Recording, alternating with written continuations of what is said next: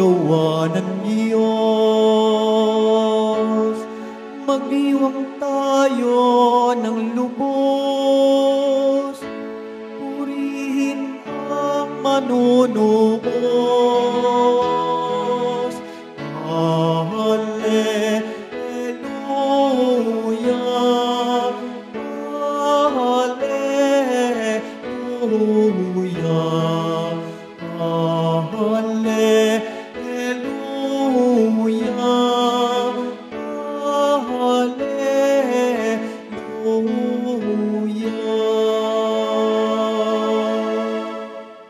Sumainyo ang Panginoon. At sumaiyo rin. Ang mabuting balita ng Panginoon ayon kay San Marcos. Papuri sa iyo, Panginoon. Umagang-umaga ng araw ng linggo, matapos na muling mabuhay si Jesus, siya'y unang napakita kay Maria Magdalena. 7 demonyo ang pinalayas ni Jesus sa babaeng ito. Pumunta siya sa mga alagad ni Jesus na nooy nahahapis at umiiyak at ibinalita ang kaniyang nakita. Ngunit hindi sila naniwala sa sinabi ni Maria na buhay si Jesus at napakita sa kaniya. Siya'y napakita rin sa 2 alagad na naglalakad patungo sa bukid, ngunit iba ang kaniyang kaanyuan. Bumalik sa Jerusalem ang 2 at ibinalita sa kanilang kasamahan ang nangyari, ngunit sila may hindi pinaniwalaan. Pagkatapos, napakita siya sa 11, samantalang kumakain ang mga ito. Pinagwikaan niya sila dahil sa hindi nila pananalig sa kaniya at sa katigasan ng ulo, sapagkat hindi sila naniniwala sa mga nakakita sa kaniya pagkatapos na siya'y muling mabuhay. At sinabi ni Jesus sa kanila, "Humayo kayo sa buong sanlibutan at ipangaral ninyo sa lahat ang mabuting balita." Mga kapatid, ang mabuting balita ng Panginoon. Pinupuri ka namin, Panginoong Hesukristo. Magsiupo muna po ang lahat. Magandang umaga po sa lahat. Ngayon po ang ika-7 araw sa 8 araw ng oktaba ng muling pagkabuhay. Octave, ibig sabihin po ay 8.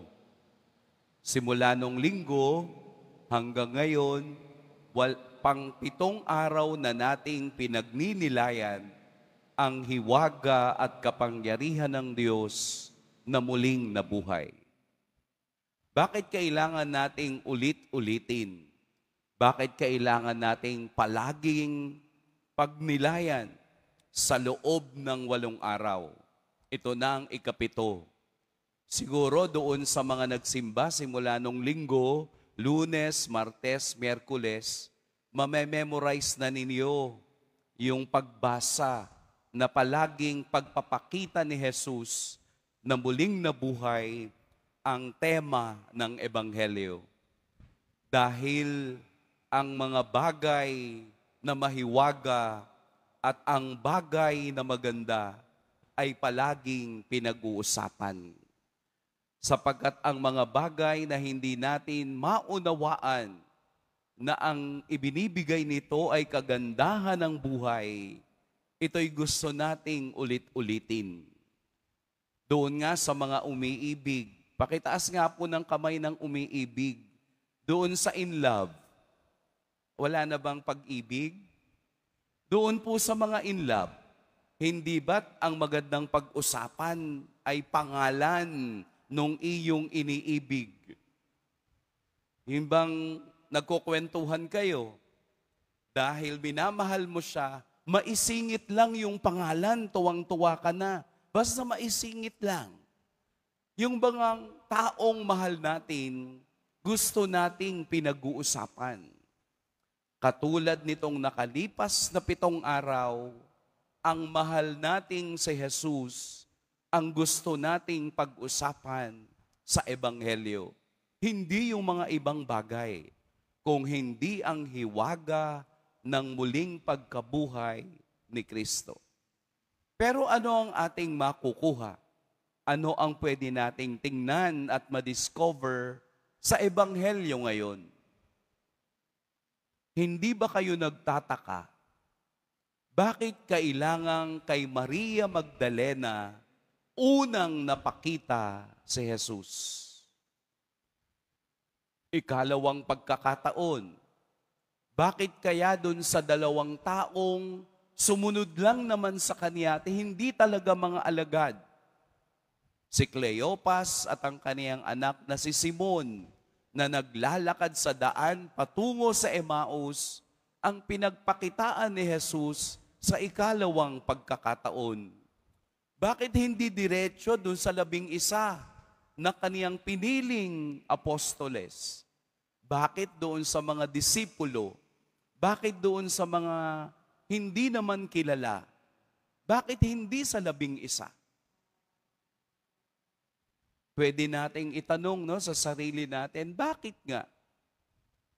Pero kung ating aaralin ang pamantayan ng Diyos, kung ating madidiscover ang sistema ni Kristo sa pagpili ng mga taong sumusunod sa Kanya, napaka-consistent ni Jesus pagdating sa pagpili ng mga taong Kaniyang tinatawag.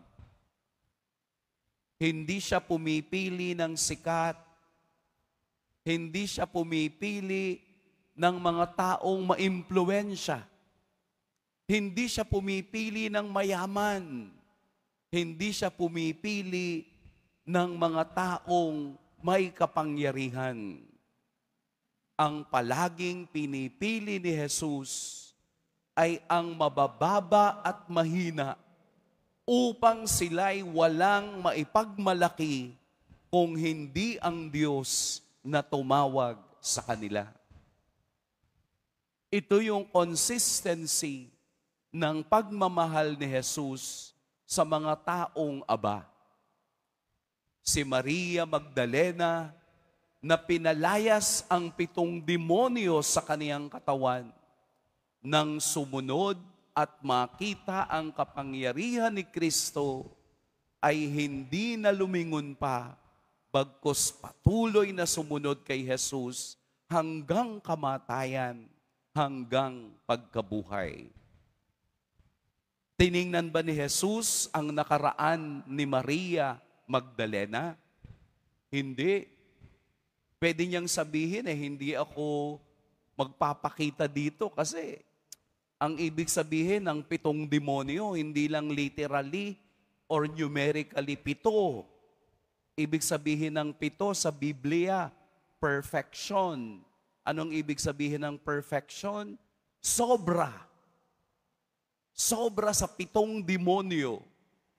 Kung sa Biblia, ang number 7 is a number of perfection, ano yung number ng hindi perfect? 6. Kaya nga, sa Book of Revelation, may number na 666. Sa demonyo yon. Ay yung 7, perfection. Ibig sabihin yun na yung karurukan ng kapangyarihan at biyaya ng Diyos. Pwedeng sabihin ni Kristo, hindi ako magpapakita dito kasi makasalanan to nun bago ako makilala. Doon ako sa aking alagad, pero hindi Bakit si Maria ang piniling unang pagpakitaan ni Kristo? Dahil si Maria Magdalena ang naging halimbawa ng makasalanan patungo sa kabanalan. Mula sa pagkakilala niya kay Kristo, ang kaniyang buhay ay naging buhay na banal. She did not turn back. Hindi na siya lumingon pa kung saan siya nanggaling, bagkus nagpatuloy ng may malalim at maigting na pananampalataya kay Kristo hanggang kamatayan at pagkabuhay niya. Ano po ang makukuha natin sa buhay ni Maria Magdalena bilang mananampalataya?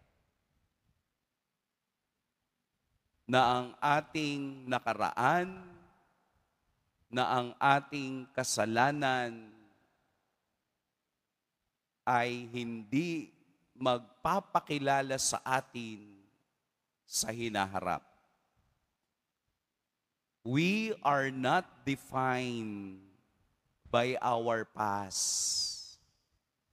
Hindi ang nakaraan ang ating pagkakakilanlan, kung hindi ang kasalukuyan at hinaharap na kasama ang Diyos.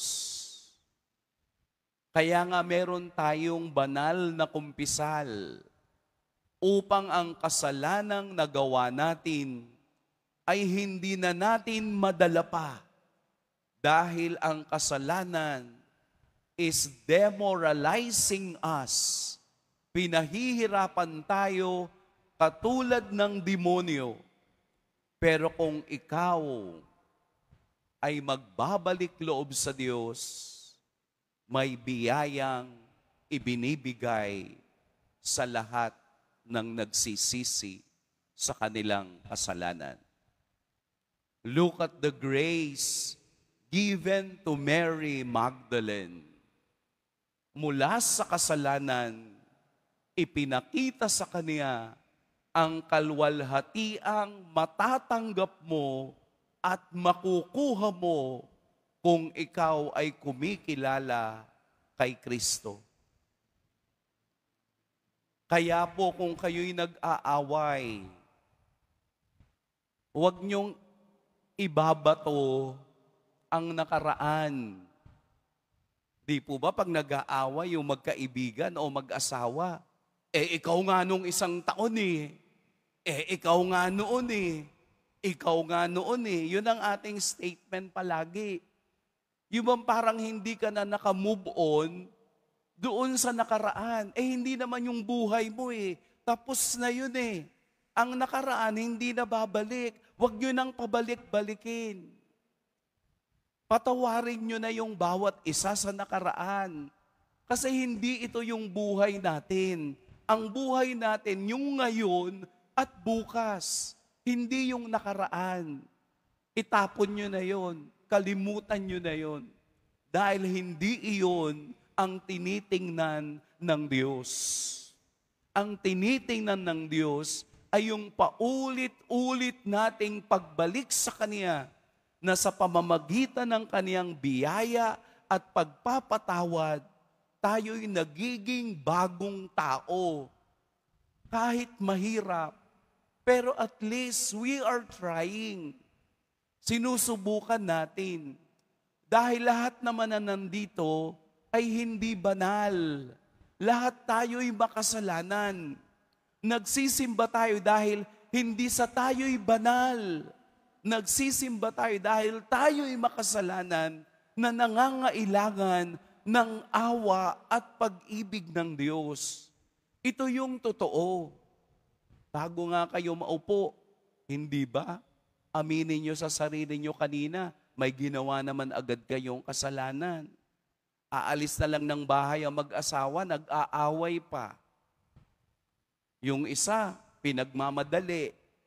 Yung isa, napakatagal, mag-aaway. Sasakay na lang ng jeep o sasakyan. May makikita pang hindi maganda, makakapagsalita pa ng hindi maganda. Di po ba?